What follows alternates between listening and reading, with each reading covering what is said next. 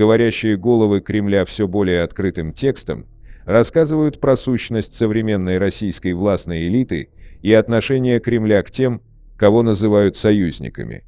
Псевдожурналист Сергей Мардан, который постоянно пестрит своими громкими скандалами, выдал очередную тупую мысль, которая, уверены, не последняя в богатой на перлы карьере Мардана. Согласно Мардану, Армения является искусственным образованием. Между большой и красивой Россией и Арменией не может быть союза и так далее. Также Мардан признал, что Россия кинула Армению, с чем, конечно, трудно спорить, потому что Кремль может продать и предать любого союзника, о чем честно признается Мардан. В основе наблюдений Мардана лежит натура рейдера-рэкетира, внедренная в него по кремлевским методичкам. Что касается всего остального, то надо напомнить Мардану, что когда Армения была великой империей от морей до морей, когда в Армении появилась письменность, когда армяне уже были государством со всеми государствообразующими институтами, предки Мардана жили на деревьях, и сам Мардан недалеко ушел от них со своими бредовыми теориями. Если представим, что человек является олицетворением добра, то Мардан – это то гнилое, что есть в личности, все его плохие качества и пороки, все гниющее и звериное, связанное с первобытными инстинктами. Нацизм откровенно прет из всех щелей правящей элиты России. К еще большему сожалению прет в примитивно-хамской и циничной форме.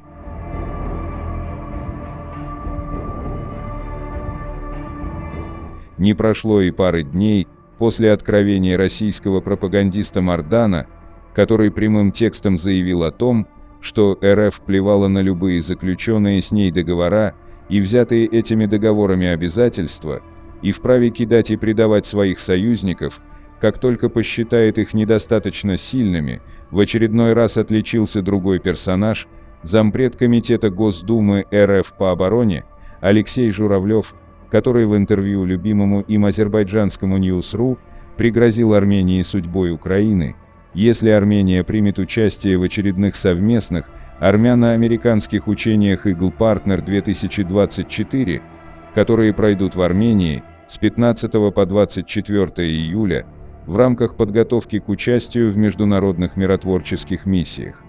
Для того, чтобы ощутить весь цинизм заявлений этого деятеля РФ, надо ознакомиться с другой его шедевральной мыслью в том же интервью. Все эти совместные маневры в свое время и создали у армянской армии ощущение, что за ней стоит весь Североатлантический альянс. При этом во время противостояния с Азербайджаном альянс почему-то проигнорировал конфликт.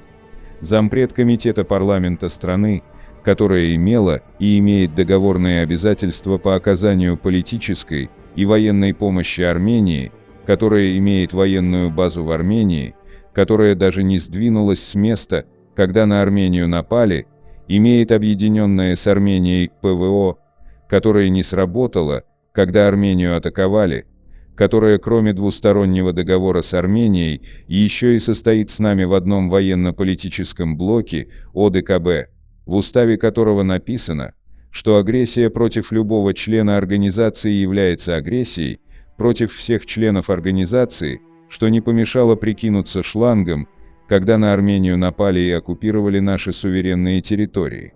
Обвиняет НАТО в том, что этот альянс не вмешался, когда напали на члена ОДКБ. Это при том, что они враждуют с этим альянсом. Подчеркнем, что Североатлантический альянс, в отличие от России и ОДКБ, не имел и не имеет никаких договорных обязательств по защите Армении. Напомним, что Журавель – это тот же циник, который после проведения этнической чистки в Нагорном Карабахе заявил, что миссию российского миротворческого контингента в Нагорном Карабахе можно считать полностью выполненной. Но для того, чтобы ни у кого не возникло мысли о том, что откровения Мардана, Журавлева или прочих российских пропагандистов с депутатскими мандатами или без являются лишь их личной точкой зрения, подчеркнем, что в России просто невозможна публикация и тем более трансляция заявлений, не совпадающих с линией партии и правительства, потому что в противном случае СМИ резко получит ярлык иноагента, а автор заявления реальный срок. И поскольку все российское медиапространство просто кишит антиармянской риторикой без каких-либо последствий, не остается сомнений в том, что именно в этом и заключается политика Москвы. В руки журналиста-расследователя Христа Грозева и его коллег из The Insider попала переписка высокопоставленных сотрудников службы внешней разведки России, в которой генералы обсуждают методы ведения информационной войны, а также огромные суммы, которые тратятся на распространение дезинформации.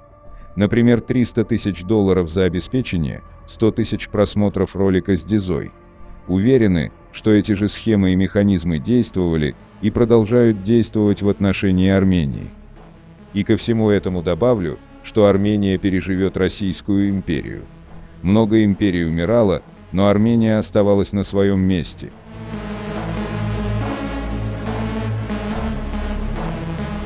Согласно прогнозам институтов изучения общественного мнения, по итогам второго тура внеочередных парламентских выборов во Франции лидирует альянс левых и зеленых «Новый народный фронт», которому прогнозируют от 172 до 215 мест в парламенте.